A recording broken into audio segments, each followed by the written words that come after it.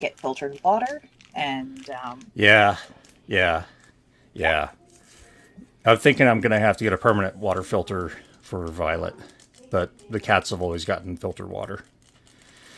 oh yeah, The water is shitty, and then I have galvanized pipes on top of it, which I did not know about. So, you know, whoever buys yeah. this house is going to have to replumb it, rewire it, redo everything because the houses are, 40 years old now. I don't know So, anything about that. yeah, I know you don't know anything about that, but what do you do? What are you Says going the to do? guy with his house built in '79. Yeah, I know how old your house is then. I think I'm just next time I'm just moving on a trailer. I've had it before. I still have the aluminum wiring because it was still legal to have that. I hope you're kidding. I am not. My father loves to tell a story. The first time I went into one of those houses, he leased one that had the aluminum wiring. The first week they had it, one of the switches caught fire. He was like, nope, nope, nope, nope, nope, nope, nope, done. Not happening. That's scary. But we're not here to talk about houses. We're here to say, howdy, folks, and welcome to another episode of the Dead Robot Society. I am Paul E. Cooley. Joining me, as always, Veronica Jaguar and Terry Mixon. I'd like to say your name, some sinister tale to it, because it just seems appropriate. No comment? I'm not sure which one of us you're referring to. Well, Yeah, you're the one whose name I always say the tale to, not her. I don't have any beef with her. You and I, on the other hand, we have a long, storied and history beef. It's almost like a tragic romance. a long sordid history.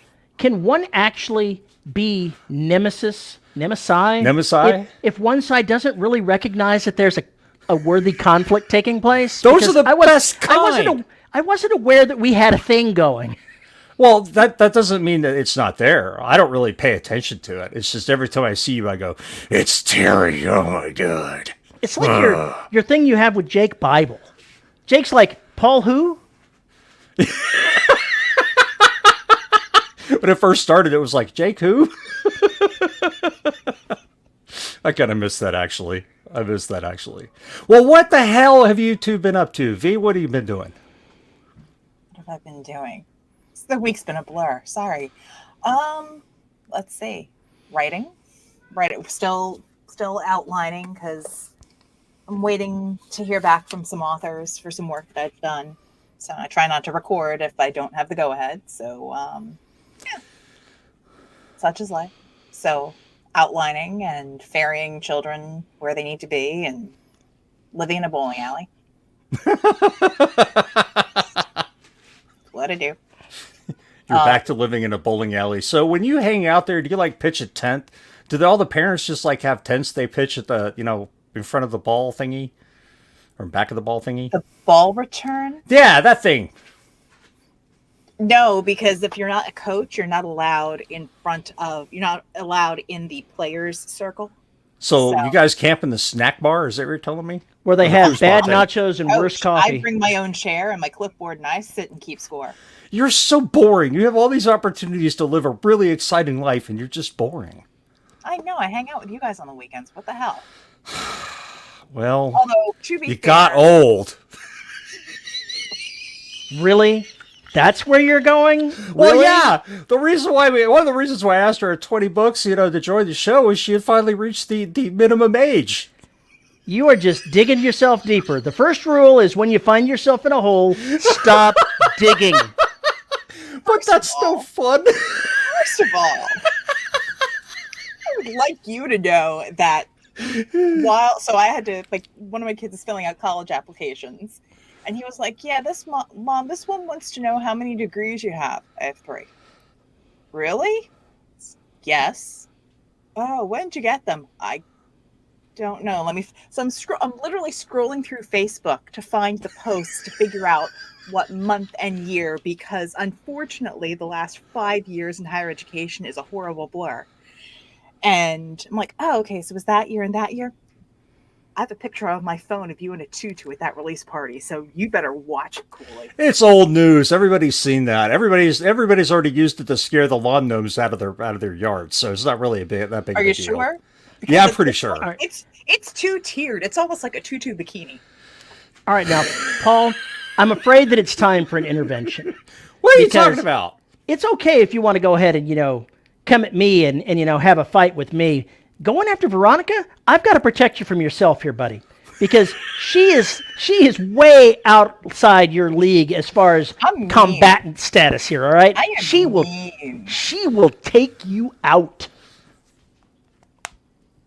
Oh. Wow, that was supposed to be dramatic, but it made no sound. Paul, did you just dislocate a character sheet with your name on it? My knuckles air farted. It was just not good. Did you just dislocate a knuckle while trying to look tough? Probably. All right, those worked.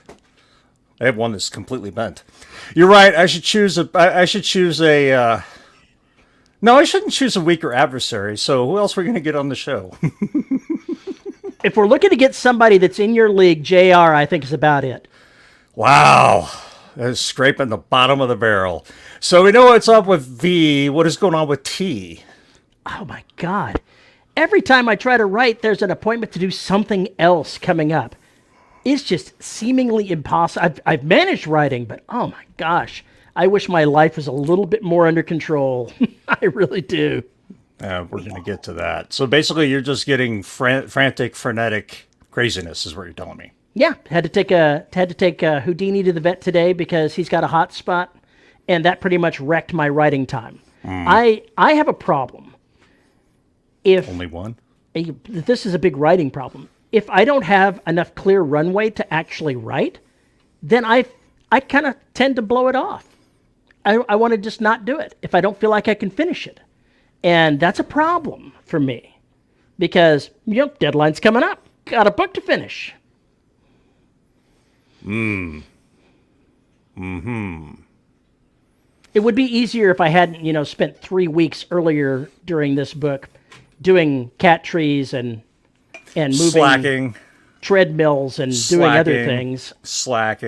This book has been a huge pain in my ass. Oh, look. William West says, interesting topic. Writing problems like Terry's talking about. That's amazingly enough the show that we're going to do today. Will we stay on topic? Who knows? But all right, let me get to mine then real quick, and then we'll dive into your myopia, your lack of imagination, all the habits we need to break you out of. I'm pretty sure that myopia is not a lack of imagination. That is one of the alternate definitions. It's bad sight, isn't it? Exactly. We'll get to that in a minute. All right. God, yeah, squirrel is right. What the hell am I doing? Extinctions over 117K. I don't know where the hell the ending of this book is, but I think I'm getting there. So new estimate is for 140, 150. We'll see how long that gets back. Whatever you say, Brandon. Yeah, I know. Hey, I got a lot of shit to do. What do you want from me? It took, 15 grand just to get through the prologue, if you know what I'm saying. So I'm fixing that up and going to get it back in the recording chair. And other than that, not a whole lot going on, I don't think. Besides podcasting and dealing with you two. Which brings us to today's topic, which is the slackathon that's been going on. I mean, the utter slackathon that has been going on in Terry's life. Now, before we get to why Terry's been slacking and everything else, I want Terry to describe to us a non-slacking day. A day where I am able to do my writing the way I want. I'm one of those people that goes to bed late and wakes up late. So it's midnight-ish by the time I'm going to bed, maybe a little bit later. And I'm up at 9 o'clock in the morning. That's the way my circadian rhythm just seems to flow. So I still get a good amount of sleep. It works for me. Maybe an hour of eating breakfast, doctoring the cats that need doctoring, getting everybody fed. And then I get into my writing. And the goal is to write and get a finished chapter done by the end of the day, which hopefully will be about 3 o'clock by the time I'm done so that I'll have time to do other things. Okay, quick question. How do you write? Maybe you should be more specific in that question. How do you get your words recorded?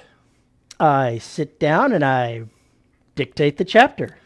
In other words, you have to get in front of the microphone to do your in front of the computer to do it. Yes. Okay. And then when I'm done with that, it gets a full pass through that same chapter before I'm done with it. So it's not just I'm writing it, I'm giving the pass to clean up the dictation errors and rearrange how I like people to be talking so that it's the way I want it. Okay. Which, weirdly enough, takes about the same time as dictating the chapter. Aha. Okay. We get to that. Okay? He's had a revelation. I'm Okay, not so- or maybe he has gas. I'm not sure. It's something like that. Okay, so you're saying that you're pretty much wake up, you've got an hour of whatever, coffee and etc. time. Yeah. And then you've got 6 hours, 10 a.m. to 3 p.m., in which you... That's 5 hours, but yes. Okay. Yeah. Lunch breaks. People do that. And I do take a lunch as well, so yeah. Which is a good thing. How many words is a chapter? Anywhere from 3,000 up to 5,000. It's variable. Sometimes it's even shorter than that, but it's a good estimate in this book so far. It's been about 3,000 has been the average. So we're looking at 1,000 to 1,500 words an hour if we assume that you write for the first 3-ish hours. Couple of hours, yes. Okay. And then break for lunch, and then your afternoon is spent editing. Editing those same words, yes. Okay. How long does it take you to get prepped for recording? Once I'm done with the morning eating of breakfast, making sure the cats are all doctored, I'm right to it. How long does it take you to set up to record? Just 60 basically get in front of the seconds? computer? Okay. Sit down in front of the computer. Well, I don't know what you have to do to do it. That's why I don't. asking I just start the questions. program and I go to town. It's no time at all. Okay. All right. So, what do you think Dr. Cooley is going to tell you? There is absolutely no way I can guess what's going to come out of your mouth, so I'll just let you tell me. I believe it was Brandon Sanderson who said this. Strangely enough, people are complaining about him in chat or comparing me to him, and you stop that. I will never be, as much as I do not like what he writes about or anything else, he's a great writer, and I will probably never be able to, be in What? his You don't like presence. Brandon Sanderson? No, His writing? not really. Mm-mm. Okay. Just not my thing. All right. Taste is good. Taste is valid. It's more of the genre he writes in and the fact that they're these epic monsters. Oh, But- epic fantasy. This is more of your epic fantasy thing. I gotcha. Gotcha. Yeah, it's an epic fantasy thing, not a Brandon Sanderson thing. But what he said was he writes all day. And what he meant by that was he writes when he can. And what that means is the same thing that I did with Neptune Scars while my fucking everything was burning down between the car wreck, my mom and going to loop-de-loo in the hospital for 2.5 months, and everything else that went on. The only way I got that goddamn book done was I sat down and write whenever I could. And that meant adding a sentence here, that meant adding a paragraph here, that meant just basically using 3 different ways to get it down. And it wasn't, I just had no choice. There was no other way to do it. And more than half the time, I wasn't in a place where I could really use a laptop. So I used notebooks. I used my iPad. I used whatever I could possibly do to get it down. And then I would go back and I would put it in if I had to do it manually, if I couldn't, sync the documents up. I'm stealing some time. And you have to be a thief. Okay. And- I totally agree with what you're saying. The reason I dictate is because it's more than twice as fast as my slow ass typing I know. speed. I know why that is. What I'm saying is, if you want to get the words, you'll get faster at it if you just do it. But even if it's just writing it with your clumsy fingers, just getting it down, a few thoughts here, a few thoughts there, a few sentences of dialogue, a few sentences of description, just little things like that, and you'll have the scene ready when you actually do have a chance to write it down the way you want to. But at least you will not be standing still, which is what you're complaining about, is you feel like you're standing still, and when you go back to it, Is it really hard to come back to it? I'm not sure that I'm complaining that it's standing still. I'm more complaining that when I feel constrained time-wise, that my motivation to actually sit down and do what I can, like you're talking about, seems to vanish, seems to evaporate. So I may feel slightly different about that than what you're saying. All right, well, fine. What I'm saying is when you're in waiting rooms, if you're waiting on something with Donna, if you're waiting on something for this, that, and the other, you just kind of have to steal the time. Considering that she's going to be starting physical therapy soon, I'm gonna have to come up with something to do. Exactly. So I would say that the sooner you start thinking about that, probably the better. But yeah, I understand that. I took basically a month off while I was doing the contracting gig of writing. I just basically threw myself into what I was doing, and it wasn't working out. But I went ahead and just took that break, and then coming back to getting Extinction Roaring again took a little time to do that. I have Word on my phone. I have Dropbox on my phone. I may be able to use the dictation portion on the iPhone to go ahead and do some writing while she's doing her thing. And Chris says I need a laptop. I've had a laptop. It did not help me. Yeah, we all get into like the perfect method for how you put down words. It's only perfect per person. Yeah, pretty much. Back before I started dictating, I would write when I had an opportunity on my phone while I was at work. I actually wrote a couple of novels on my iPhone at work during breaks and times there. So it has been done. I have written that way. It's just dictation is so much better for me as part of the writing process that I find myself resisting using the keyboard, even when I really would be better off doing it. So it's obviously a mental quirk that I have got to figure my way around. Yeah. It is. I do the same thing with recording. If I know that there's a limited amount of time, I may or may not work toward the current recording project because I'm not going to be able to. I think for me, it's an unwillingness to do half the work when I know I need to do all of the work, and not wanting to do things piecemeal. That is a very important thing. I hate the idea of half doing something. If I feel like I can't do something and get if I'm going to be writing a chapter, but I don't think that I can write that chapter, I don't like ending it in the middle. I really don't. Yeah, no, I get that. Like for me, an exercise, I don't look it, but I have a horrible gym habit, meaning that I like going to the gym. However, I dislike doing anything for like less than 40 minutes. I don't like doing half-hour classes because it's like, oh, it's only 30 minutes. Am I really going to get something out of it? So I will only go if I know I can get the full 55-minute dance class or the full 45-minute spin class. And like, oh yeah, we're going to go to the gym, but we can only be there for a half an hour. Screw that. Why am I going to bother going?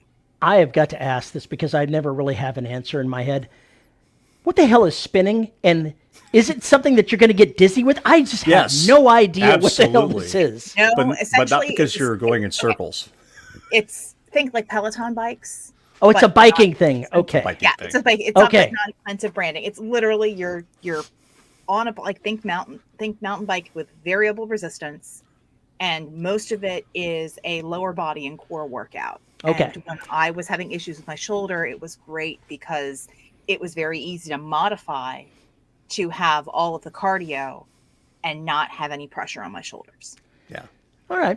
Plus, I'm the weirdo that sings along to the music during the workout. That's totally valid. One of the things that I'm thinking about doing to get more productivity out when I have the days, like tomorrow, I've got nothing going on. I know that I will have the entire day without an interruption. Maybe half of my days are days without interruption. But instead of trying to just do a chapter, I'll do 3 sessions tomorrow and write a chapter, edit that chapter, write the next chapter, and then the next time I come in, I'll edit that. If I can do it in sessions and add another session to what I'm doing, maybe I can increase my productivity a little bit.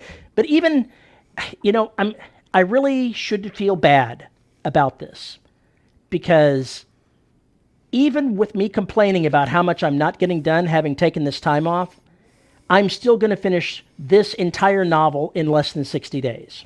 So I really don't have a whole lot of room to complain, but I want more. I get that.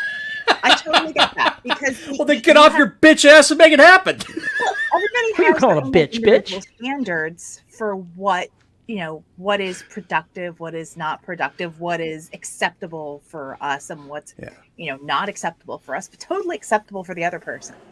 So I get that. And I mean, granted, in a former life, I spent way too many hours advising students on how to chunk up time to do big projects and maintain things. So working in 30-minute increments and taking a 5-minute break. So which can be helpful, but that's it. It's not that solves a different problem. It's not a problem you have. You can sit and work for 5-6 hours straight and not have an issue. You want to, it's like, can I sit uninterrupted? That strategy is more for people who get easily distracted. And then, there's easily distracted. It's focusing time on task. And then 5 minutes, you figure out what you can take care of. And then 5 minutes are up. You put your butt back in the chair and keep working. I used to go ahead and write to the clock. I would set a timer and I would write that amount of time. And I fell into the thing of not wanting to write more than a certain number of sessions at a time, and that limited my word count. So I did away with the clock so that I could say, I'm writing a chapter. It's an increment. I can do this increment. And I'm more productive, I think, focusing on by the chapter than I was focusing on the clock. But I've experimented with it. I used that for years. It's weirdly, this is trying to find a way to use my own idiosyncrasies in a way that's productive. What time of day are you most productive? In the morning. Okay. Afternoons, not so much. Myopia, nearsightedness, lack of imagination, foresight, or intellectual insight. Man, look at that trash he's talking about me. Narrow in perspective and without concern for broader implications. Yes. So what I would say is, you guys giving me shit about the meaning of the word, you fuckers. You just basically told us what you need to do. Yeah, but how am I going to make it work with this stupid... Let me give you an example of my usual week. Okay? I say I'd like to have that time there. Suddenly, I've got, during the week, 4 different appointments I've got to take the wife to because she's disabled, and that's the way that works. And it's never like I keep going, oh, please set your appointments for like after 3 o'clock, please. Sometimes it works, sometimes it doesn't. Then there's cats and other household emergencies and things that have to be done. Life is getting in my way. If only there wasn't an outside world.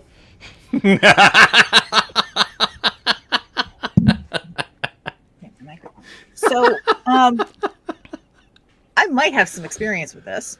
I believe you may. That's why I said in the Discord, I said, I'm here to listen to all the answers because you must have them by now. I don't have all the answers, but what I can say is I make time to plan out my week. And for me, like, I have another example of Veronica's handwriting, because who doesn't love an episode of that? So I do kind of like a modified bullet journal because I like to sit and doodle. And I literally put together a whole week. But I also keep my email calendar. And on any given day right now, I have to juggle 5 separate calendars. There's mine, There's the academic calendar for the Professional Audiobook Narrators Association. There's the Mighty Gingers calendar, and then there's 2 kids. And I have learned that there are just some times that I have to block out. And there's some times where I know that I'm not productive. I'm not a pleasant person. Or I should not be doing certain tasks at certain times of the day. Mornings are great.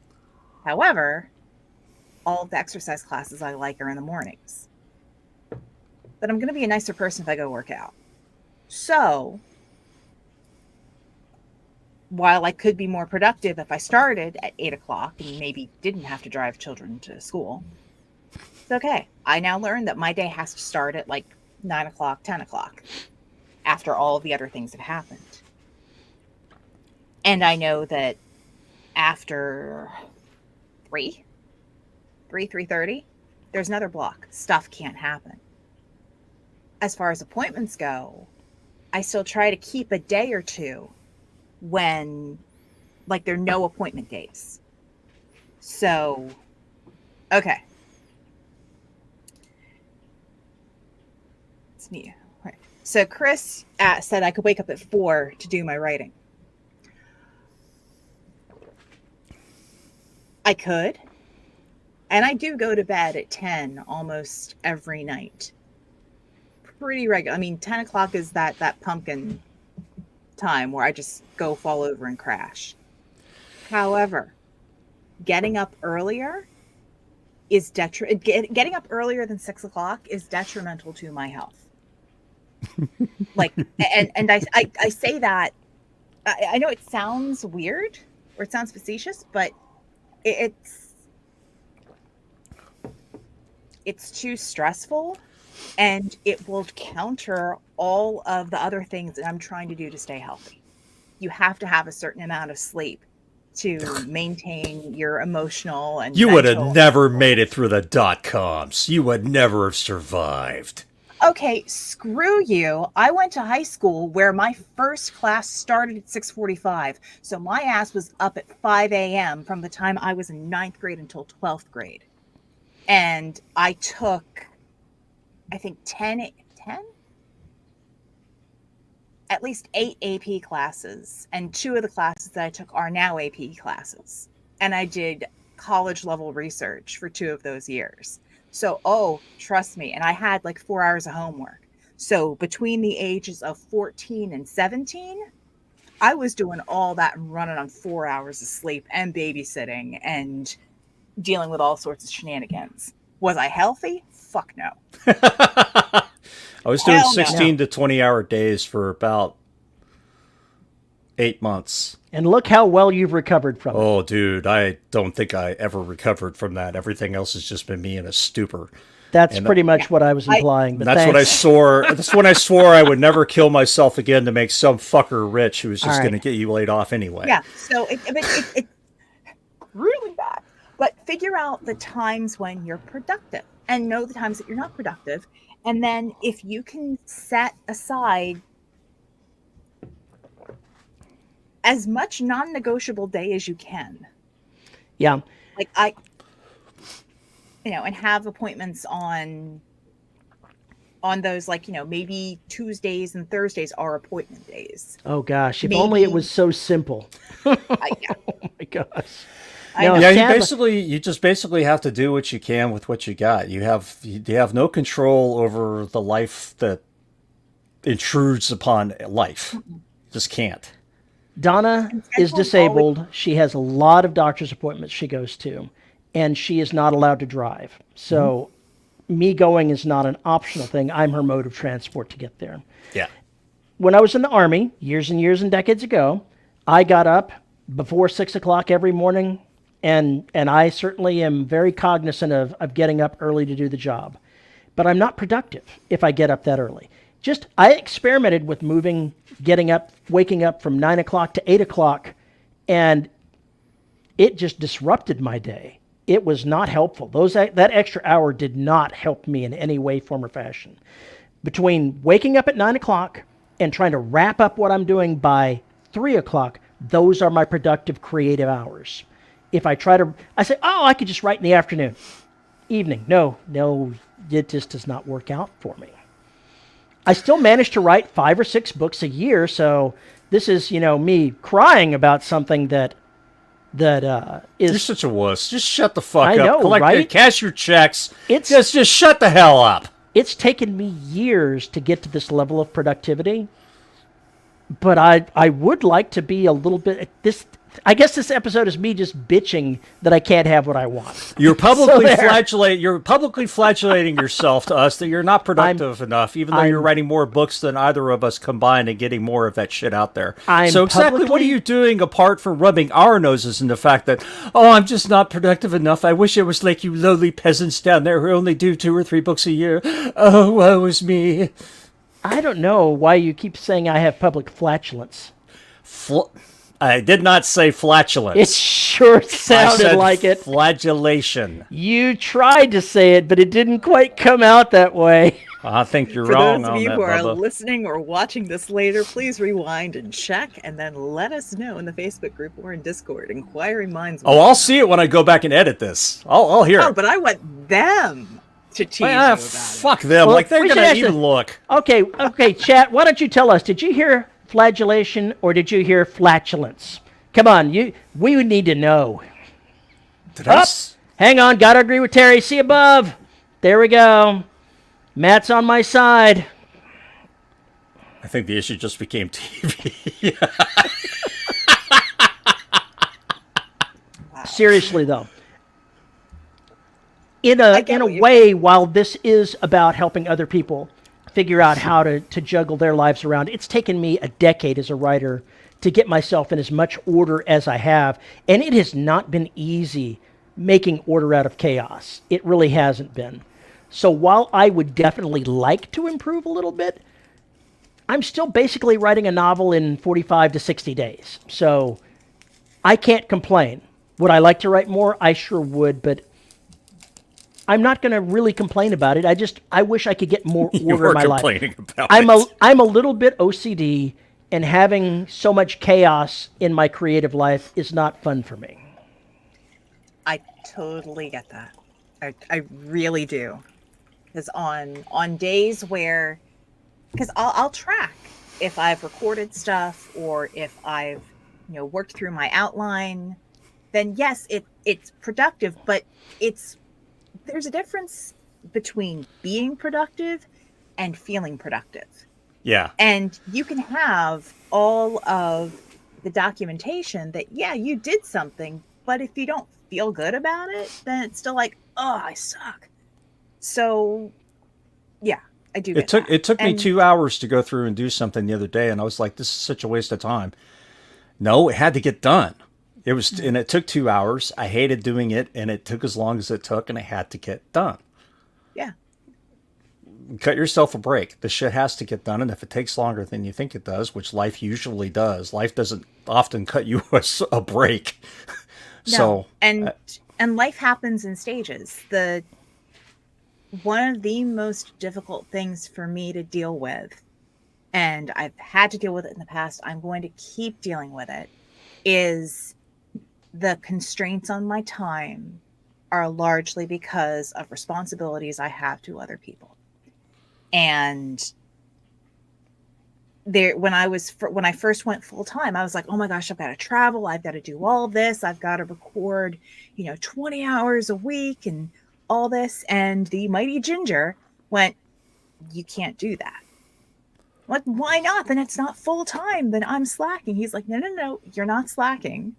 There are other things that have to go on. And for those of us who have partners that we support, and they are supporting us in our creative ventures, there's a give and take. And yeah, sure, there may be some days where I'm like, I barely did any of my work at all.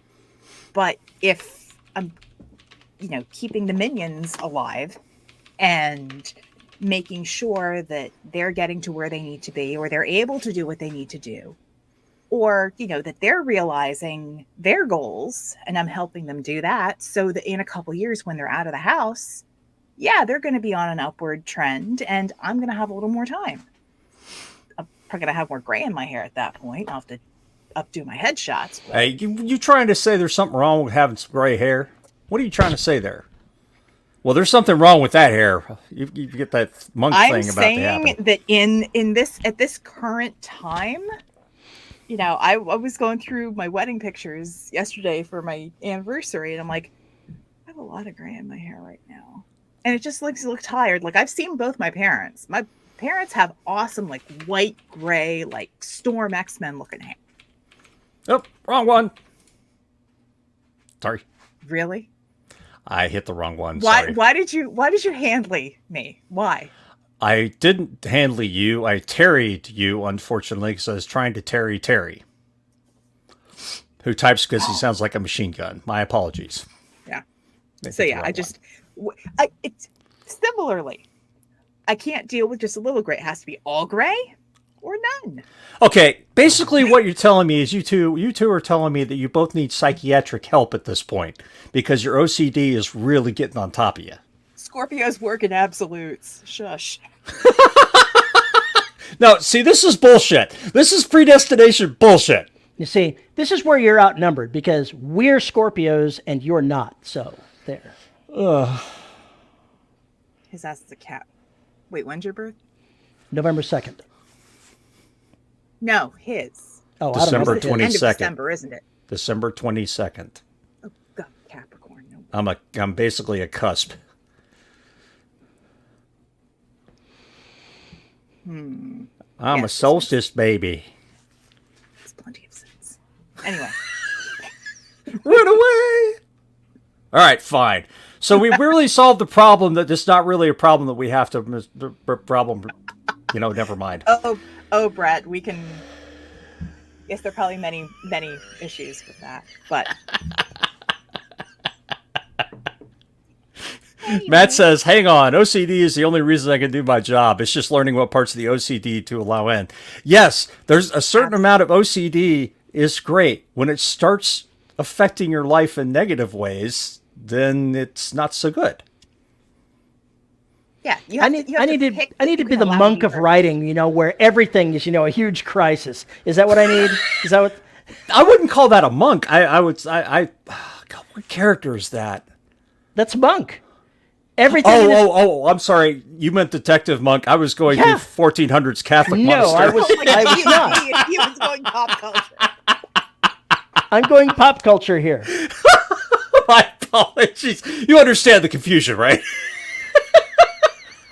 I should totally go ahead and make a short little video of me being like the OCD monk writer and, you know, all these things that I have to do to write, you know, put it out like actual advice. This is the only way that all kinds of horrible things. Yeah. It's just you sitting there. The cat's exactly in the right, you know. Yeah, you have to put the cat's in the right order. To the writing place. Oh, I can't write if the cat's not right there. Got to move the cat back to its spot. Then every few seconds you have to vacuum your keyboard. And that's the thing. Some like little rituals are good because they get you into the mindset of what you need to do. But if you over ritualize it or have to make the situation totally perfect, then it's detrimental. And so it's. I have a writing ritual. Yeah. I have one writing ritual that I allow myself. Coffee? I burn a candle when I'm writing. Oh, that is very good. I burn corpses. I should be like this. The writing light is on. Stop bugging me. Wow, I would love to be able to put a writing light over this door and have the pets respect it, delivery people respect it, the wife respect it, the fucking house to respect it.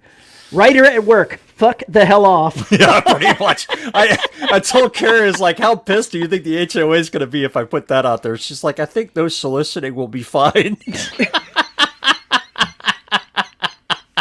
I really just want a fuck off or we worship Satan, go away. You know, granted, I did finally print out a sign on my door and put it there. That, what does it say? Rick says Exactly, Rick. Rick says, then wipe it down with an alcohol wipe. I'm not sure if he means the candle or the cat. He meant the keyboard. So He meant the keyboard. I'm not exactly sure what's getting the alcohol wipe out of what all Who's these wiping, Rick? What? I think he's talking about the keyboard, but I said you need to vacuum the keyboard, but it could be wrong. It's called a shock collar, Paul. Oh, God.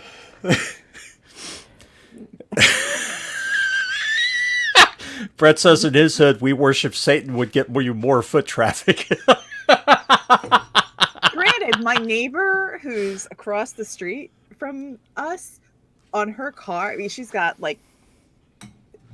Is she bumper sticker person?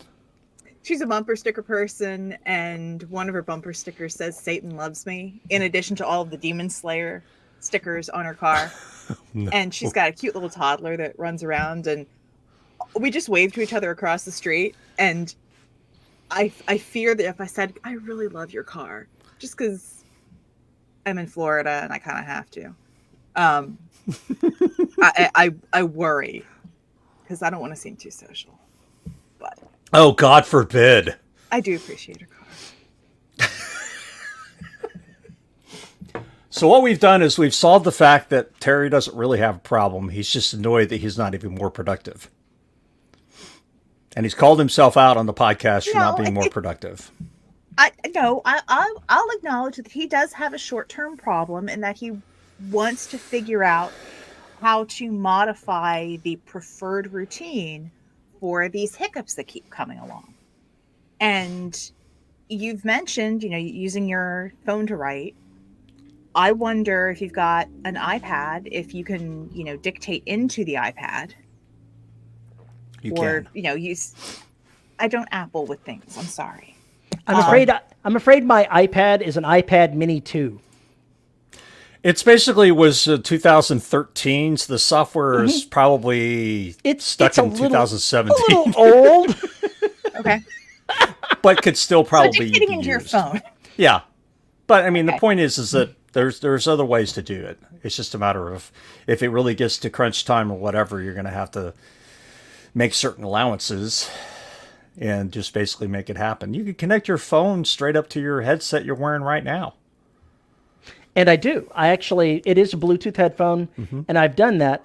The key is I need to verify that I can write using the voice recognition into Word, which I believe that I can. And when she drags me out to stuff, I don't even need to take the headphone. As long as I can go ahead and just talk into the damn phone while I'm waiting for her, I can sit out in the truck and maybe be a little bit more productive than the way it is. It's just, I hate distractions.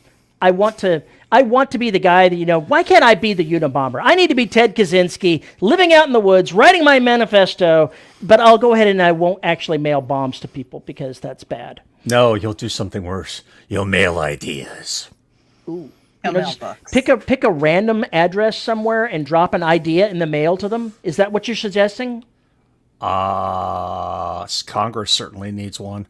Yeah, if you could use the basic editor and mail it to yourself. I had a Crackberry once upon a time, and I used to text myself messages all the fucking time that would go and put into writing when I first started going back to it again. So, yeah. Way back in the day when I worked at the shipyard and I was starting writing. I had a big old notebook, and it's like every large time suspended papers. They're going to wake up on Christmas Day. There's going to be like paperbacks and everybody. So we're like, what the fuck is this shit?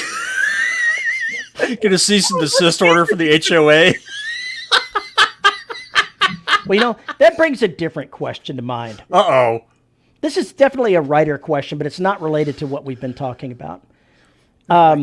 We're dealing with the city and them trying to dump adoptable friendly cats on the street as part of what should be the feral program of trap, neuter, and release.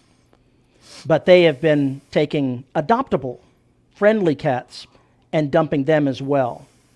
And so we're fighting to get that changed. And the mayor of the town, don't know. He feels like he's working against this. He feels like he's playing politics with these animals' lives. And my wife has suggested, you should just go ahead and make him a bad guy in your book. And I'm like, yeah, that's how lawsuits happen. No. But I was like, maybe I could change the name enough, do this. I don't know. Technically, you don't even have to do that. If you just say the so-and-so, give you don't have to say their name, just call them the governor, the mayor, whatever. And not even give them a last name. But maybe some of the mannerisms or some of the physical features. Not a Or problem. just make him a corpse that gets eaten by cats. That's worthwhile, but I'm actually thinking of making him the bad guy for the next series, so he'd have to last 15 books. Oh, God, why would Do you you want to that? write about him for 15 books? I don't really, but the wife said, you should do this. I'm like, oh, no. I was originally going to go ahead and rename Ken Paxton, so he would be the bad guy. No comment. I think really interesting that there are two authors who happen to live in Houston who are both trying to feature members of the Texas government in their books. Yes, but yours will be eaten and gone in like 3 pages. You want to come do that in my state? I'd be really happy. There's ways that you can get taken, and then there are ways you can get taken. Now, the wife has suggested I give the villain this like teacup dog that's really vicious. This little thing about this big. What's the dog from Dr. Evil or whatever the fuck? It was a cat. Austin, It's a cat. yeah, the cat. It was a hairless cat. It's a hairless cat. Okay, who had the Chihuahua? There was some parody that had the Chihuahua, a Chihuahua I instead don't of a know, cat. but the one thing that always Is that gets me Undercover was from Brother? the Blade movies. That the one that had Triple H as one of the vampires, and he had the Pomeranian, and he's making kissy faces to the Pomeranian, and then it's like the Demogorgon split. Rick says the only problem now is that there's now recorded evidence. I'm probably not going to do it in any case, but I could really think about it. Mr. Bigglesworth was the hairless cat. Oh, that's right, but he started out as a Persian. What? Yep. I forgot about And then that. Mustafa screwed up, and he got. I'm just badly burned. Please, someone. This is so sad. So sad. So sad. Yeah, it's just a warning to other writers that, as tempting as it may be to go ahead and insert somebody that's causing you There grief in your are life limits. into the books, you probably should refrain from actually doing so. I'm Too not. late. I won't. So I- I could name my bad guy Warren Paxton Long.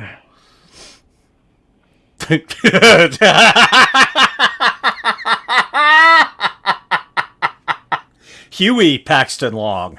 Yeah, I'm not actually going to name it after either one because I don't actually want to get sued. So, yeah, there is that. Yeah, like William says, he's a public figure. Fuck him. Yeah, well. Oh, there we go. That's a good one. Long Duck Dog. God damn it. There's no hope. There's no hope.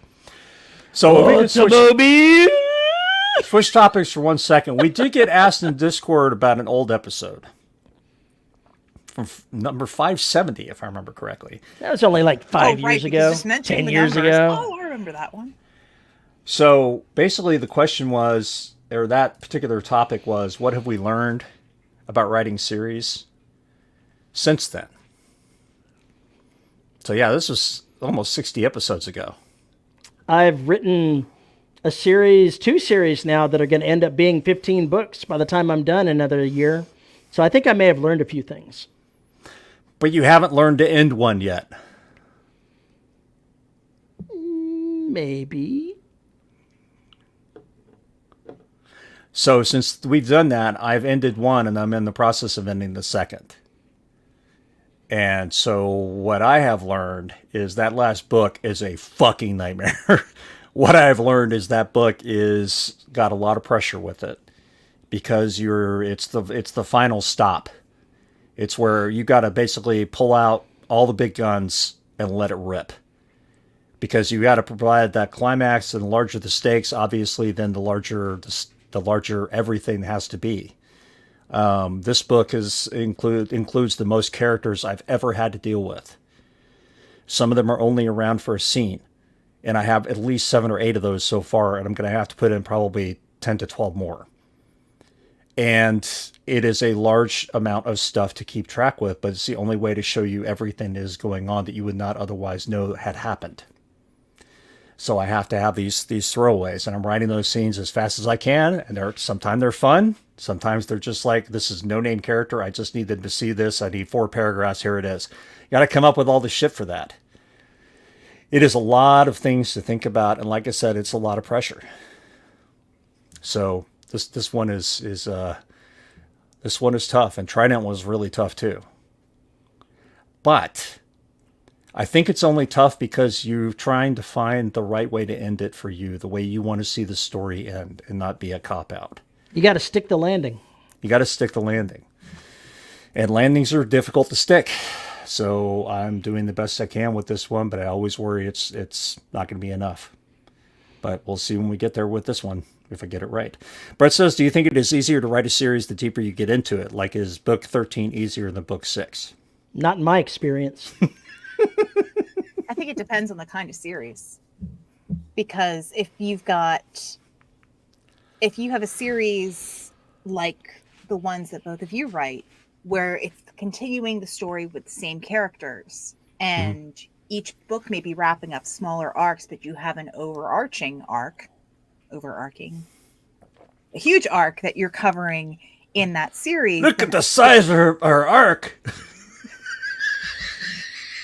She's walking around in public with that arc. Has the woman no shame? That's a huge arc she's got. Anyway, continue.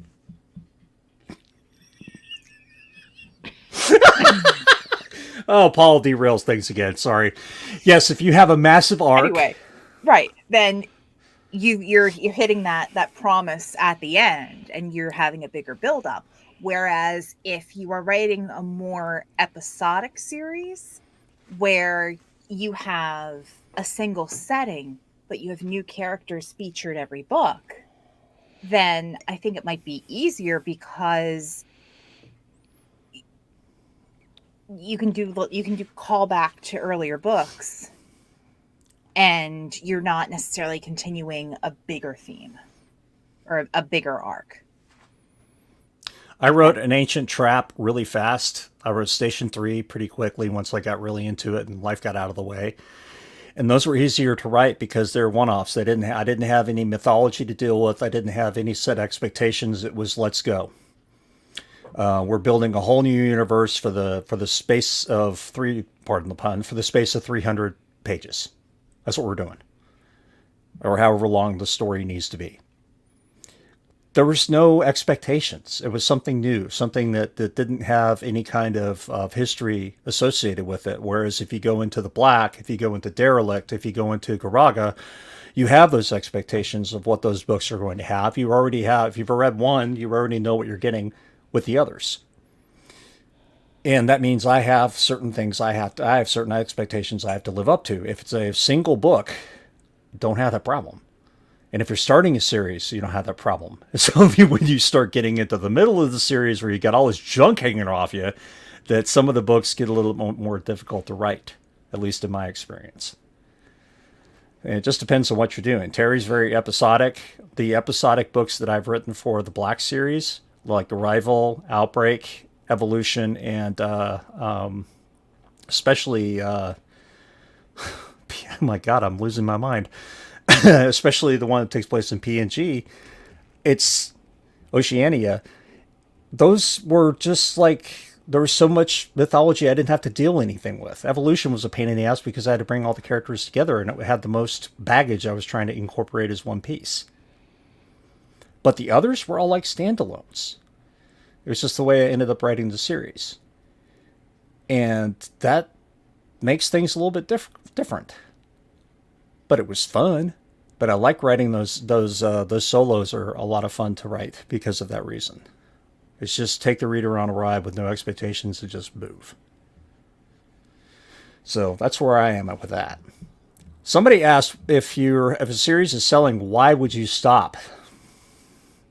Because there is burnout. if you go ahead and you have a series that goes on for seeming forever, somebody's going to come to the series. You're going to start finding people going, I just so many books. I don't have the time to commit to this series. And it will start scaring people off. Believe it or not, it's true. I'll give you a perfect example. I have two, actually. Derelict. Can't go on. It has to stop. You know, once once I made the decision to do certain thing in book 3, it could really no longer be called the Derelict Saga. It had to be called something else. And that was an arc that encapsulated like 3 or 4 different arcs, and that arc was supposed to end. So the series, the overarching series, is Soul and Beyond. Derelict Saga is just a part of it, planned part of it. We'll see how that works out. But it has to end. And the same with the Black. There's only so many stakes I can have before you run out of shit to do. And I got a complaint in Trident. It was like, oh my God, we're at another abandoned thing. And it was like, yeah, that's the problem. How many times can I keep doing this? We can't. We have to start encountering people. We have to start encountering enemies. We have to start encountering stuff. This is not the series for that. That is Neptune's Scars. That is this other series that's going to have a lot more action to it because we've established all that bullshit. We're done with all of that. We've said what we needed to say about all of this. We've set the stage. We know who the enemy really is, we think. And now we can go do other stuff like defend the solar system, right? That's a different series. The Black has to fucking end. It just has to end, period. Because there's only 2 things that can happen. They either eradicate the monster or the monster eradicates Earth. That's pretty much the stakes. It has to fucking end. You can't keep chasing it. And it would stop being fun. There's only so much you can do with it. And let's face it, once it gets into a populated area, you're fucked. You'll never get control of it without dropping a nuke. So where do you go from there? You can't. There's no there to go to. So it has to end. And the rest of my series don't have a central character except for Tony Downs, so they can continue on forever. Because there is no end. I can write as many Garaga books as I want because there's no main character. Ever. Those would be episodic, and if I get to a main character like Colette, if I write about her in the French Revolution, the Irish exile, and then coming west to the United States, those would all be under the Garaga series, but there would be separate series underneath, and each of those would have to end because it comes to an end of a time of her history, right? So there's a lot of reasons why a series may end or why it may only be 1 or 2 books. There's only so many places you can go with the same plot conceit before people just go, and you, fuck this, I'm done. I can't do this again. I can't fight the goddamn Daleks again. Nobody gives a shit. Exterminate. So, I'm done. Yeah, you have to know when to stop. When you are no longer doing the story or the characters justice. And I don't want to be that guy. I don't want to be the person who hangs around too long. I would rather leave you wanting more than leave you going, why the fuck did I read this? Williams West says, Discworld works well because you don't need to go in order or worry about series follow through. Exactly. And that was what's so great about the first 3 Black books. Especially. And even book 5. So, maybe that was just an odd series and nothing else I write is going to ever be like that. But that was what made it work the way I like it to work. I think that's why people enjoyed it, because they can start anywhere, pretty much. So, does that answer the question, I hope? So, apart from that, we do have a little bit of news about the writer's strike. We do? Yeah, it's over. And one little thing that was really interesting that I wrote about today that I did not understand is they got basically all the companies to admit that AI cannot write, cannot be given credit, and cannot produce literature. And therefore, they are required to investigate the provenance of any script that comes their way. So good luck with actually making them do that. Yeah, I know. But they've at least got them on record saying we can't use that. We won't use that.